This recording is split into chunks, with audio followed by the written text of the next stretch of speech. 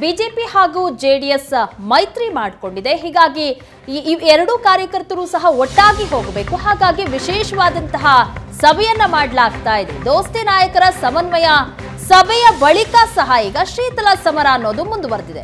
ಹಾಸನ ಮೈತ್ರಿ ನಾಯಕರ ಮಧ್ಯೆ ಮುಗಿಯದ ಗೊಂದಲ. ರೇವಣ್ಣ ಕುಟುಂಬ ಪ್ರೀತಂ ಗೌಡ ನಡುವೆ ಜಂಗಿ ಕುಸ್ತಿ ಮುಂದುವರೆದಿದೆ. ನಮ್ಮ ಪರ ಕೆಲಸ ಮಾಡಲು ಪ್ರೀತಂ ಗೌಡಗೆ ಸೂಚನೆ ಕೊಡಿ. ಬಿಜೆಪಿ ನಾಯಕರಿಗೆ ಈ ರೀತಿ ಮನವಿ ಮಾಡಲಾಗಿದೆ. ಜೆಡಿಎಸ್ನ ನಾಯಕರಿಂದ ಅಶ್ವಥ್ ನಾರಾಯಣ್ ಜೊತೆ ಚರ್ಚಿಸಿದ್ದಾರೆ ಪ್ರಜ್ವಲ್ ಹಾಗೆ ಎಚ್.ಡಿ. ರೇವಣ್ಣ. ಮೈತ್ರಿ ಅಭ್ಯರ್ಥಿಗೆ ಪ್ರೀತಂ ಅಂಡ್ ಟೀಮ್ ಡ್ಯಾಮೇಜ್ ಮಾಡ್ತಾ ಇದ್ದಾರೆ. ಅಶ್ವಥ್ ನಾರಾಯಣ್ಗೆ ಈ ರೀತಿ ದೂರು ಕೊಟ್ಟಿದ್ದಾರೆ ಪ್ರಜ್ವಲ್ ಹಾಗೆ ಎಚ್.ಡಿ. ರೇವಣ್ಣ. ಯಡಿಯೂರಪ್ಪ ವಿಜಯೇಂದ್ರ ಅವರನ್ನ ಸಹ ಭೇಟಿ ಮಾಡಿ ದೂರನ್ನ ಕೊಟ್ಟಿದ್ರು. ಈಗ ಅಶ್ವಥ್ ನಾರಾಯಣ್ ಅವರನ್ನ ಭೇಟಿ ಮಾಡಿ ದೂರು ಕೊಟ್ಟಿದ್ದಾರೆ.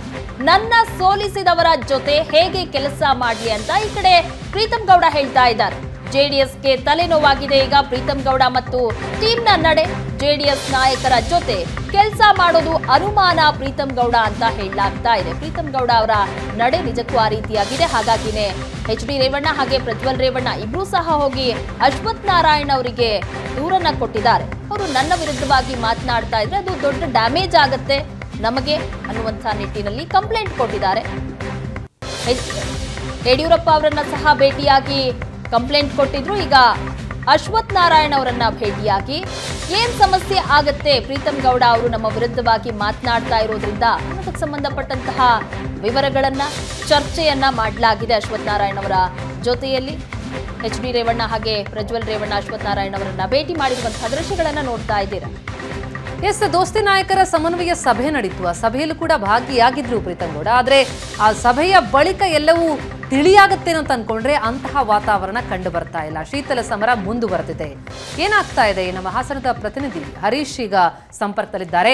ಹರೀಶ್, ಹಾಸನದಲ್ಲಿ ಇನ್ನೂ ಕೂಡ ಸಮಸ್ಯೆ ಬಗೆಹರದಂತೆ ಕಂಡು ಬರ್ತಾ ಇಲ್ಲ. ಮೈತ್ರಿ ನಾಯಕರಲ್ಲಿ ಹೈಕಮಾಂಡ್ ಮಟ್ಟದಲ್ಲಿ ಆದಂತಹ ಒಂದು ಸಮನ್ವಯತೆ ಇಲ್ಲಿ ಲೋಕಲ್ ಲೀಡರ್ಗಳ ನಡುವಿನಲ್ಲಿ ಆಗ್ತಾ ಇಲ್ವಾ? ಹಾಗಿದ್ರೆ ಪ್ರೀತಂ ಗೌಡ ಇನ್ನೂ ಕೂಡ ಕೋಪದಲ್ಲೇ ಇದ್ದಾರಾ? ಅವರನ್ನ ವಿಶ್ವಾಸಕ್ಕೆ ತೆಗೆದುಕೊಳ್ಳುವಂತಹ ಪ್ರಯತ್ನ ಎಲ್ಲಿಗೆ ಬಂದಿದೆ ಅಂತ?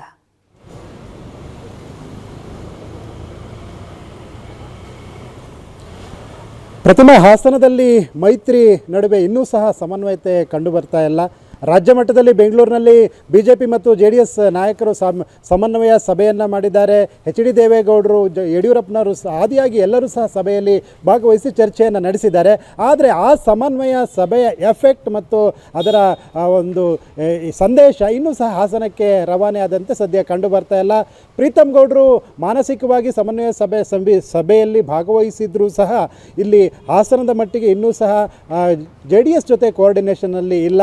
ಜೆಡಿಎಸ್ನವರು ಸಹ ಸಾಕಷ್ಟು ಈಗ ಒಂದು ರೀತಿಯ ತಲೆನೋವಾಗಿ ಪ್ರೀತಂ ಗೌಡರು ಪರಿಣಮಿಸಿರೋದು. ಯಾಕೆಂದರೆ ಅಶ್ವಥ್ ನಾರಾಯಣ್ ಅವ್ರನ್ನ ಭೇಟಿ ಮಾಡಿ ಈ ವಿಚಾರವನ್ನು ಪ್ರಸ್ತಾಪ ಮಾಡಿದ್ದಾರೆ. ಯಡಿಯೂರಪ್ಪ ವಿಜಯೇಂದ್ರವ್ರನ್ನ ಭೇಟಿ ಮಾಡಿ ಪ್ರಸ್ತಾಪವನ್ನು ಮಾಡಿ ಪ್ರೀತಂ ಗೌಡರು ಈ ಬಾರಿ ನಮಗೆ ಸಹಕಾರವನ್ನು ನೀಡೋದಕ್ಕೆ ಹೇಳಿ ಡೈರೆಕ್ಷನನ್ನು ನೀಡಿಸಿ ಅಂತ ಹೇಳಿದ್ರು ಸಹ ಇನ್ನೂ ಸಹ ಪ್ರೀತಂ ಗೌಡರು ಆ್ಯಂಡ್ ಟೀಮ್ ಇನ್ನು ಜೆಡಿಎಸ್ ಮೈತ್ರಿ ಅಭ್ಯರ್ಥಿಯ ಪರವಾಗಿ ಇನ್ನೂ ಸಹ ಹಾಸನದಲ್ಲಿ ಕೆಲಸವನ್ನು ಮಾಡ್ತಾ ಇಲ್ಲ. ಇದು ಜೆಡಿಎಸ್ ನಾಯಕರಿಗೆ ಸಾಕಷ್ಟು ತಲೆನೋವಾಗಿ ಪರಿಣಮಿಸಿದೆ. ಸಮನ್ವಯ ಸಭೆ ನಡೆದರೂ ಸಹ ರಾಜ್ಯ ನಾಯಕರನ್ನ ಭೇಟಿ ಮಾಡಿದರೂ ಸಹ ಇನ್ನೂ ಸಹ ಪ್ರೀತಂ ಗೌಡರನ್ನ ಜೊತೆಯಲ್ಲಿ ಕರೆದುಕೊಂಡು ಹೋಗೋದಕ್ಕೆ ಸಾಧ್ಯ ಆಗ್ತಾ ಇಲ್ಲ. ಪ್ರೀತಂ ಗೌಡರ ವಾದ ಇಷ್ಟೇ, ನನ್ನ ಮನೆಗೆ ಕಲ್ಲು ಹೊಡೆಸೋದರ ಪರವಾಗಿ ನಾನು ಈಗ ಚುನಾವಣೆಯನ್ನು ಮಾಡೋದಕ್ಕೆ ಸಾಧ್ಯವಾ ಅಂತ. ಜೊತೆಗೆ ಅದು ಮುಂದುವರೆದ ಭಾಗವಾಗಿ ಕಳೆದ 2023 ಚುನಾವಣೆಯಲ್ಲಿ ನಾನು ಸೋಲೋದಕ್ಕೆ ನೇರ ಕಾರಣ ಅದು ಜೆಡಿಎಸ್, ಎಚ್.ಡಿ. ದೇವೇಗೌಡರ ಆದಿಯಾಗಿ ಪ್ರೀತಂ ಗೌಡರನ್ನ ಸೋಲಿಸಲೇಬೇಕು ಅನ್ನುವಂಥ ಸಂದೇಶವನ್ನು ರವಾನೆ ಮಾಡಿ ಒಂದು ರೀತಿ ಟಾರ್ಗೆಟ್ ಮಾಡಿ ನನ್ನನ್ನು ಸೋಲಿಸಿದ್ದಾರೆ. ನನ್ನನ್ನು ಸೋಲಿಸಿ ಮನೆಯಲ್ಲಿ ಕೂರಿಸಿರುವಂತಹ ಜೆಡಿಎಸ್ ಪಕ್ಷದ ಪರವಾಗಿ ನಾನು ಈ ಬಾರಿ ಹೇಗೆ ಕೆಲಸ ಮಾಡಲಿ ಅನ್ನುವಂಥ ಮಾತನ್ನು ಈ ಹಿಂದೆ ವ್ಯಕ್ತಪಡಿಸಿದರು.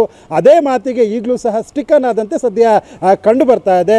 ಪ್ರೀತಂ ಗೌಡರು ದೈಹಿಕವಾಗಿ ಸಭೆಯಲ್ಲಿ ಸಮನ್ವಯ ಸಭೆಗಳಲ್ಲಿ ಭಾಗವಹಿಸಿದ್ರು ಸಹ ಮಾನಸಿಕವಾಗಿ ಇನ್ನೂ ಸಹ ಹಾಸನ ಜಿಲ್ಲೆಯ ಜೆಡಿಎಸ್ ನಾಯಕರ ಸಹ ಜೊತೆ ಇನ್ನೂ ಸಹ ಯಾವುದೇ ಪ್ರಚಾರದಲ್ಲೇ ಆಗಲಿ ಅವರ ಜೊತೆ ಸಭೆಯಲ್ಲಾಗಲಿ ಇನ್ನೂ ಸಹ ಭಾಗವಹಿಸಿಲ್ಲ. ಪ್ರತಿಮಾ, ಥ್ಯಾಂಕ್ ಯು ಹರೀಶ್ ತಮ್ಮ ಮಾಹಿತಿಗೆ.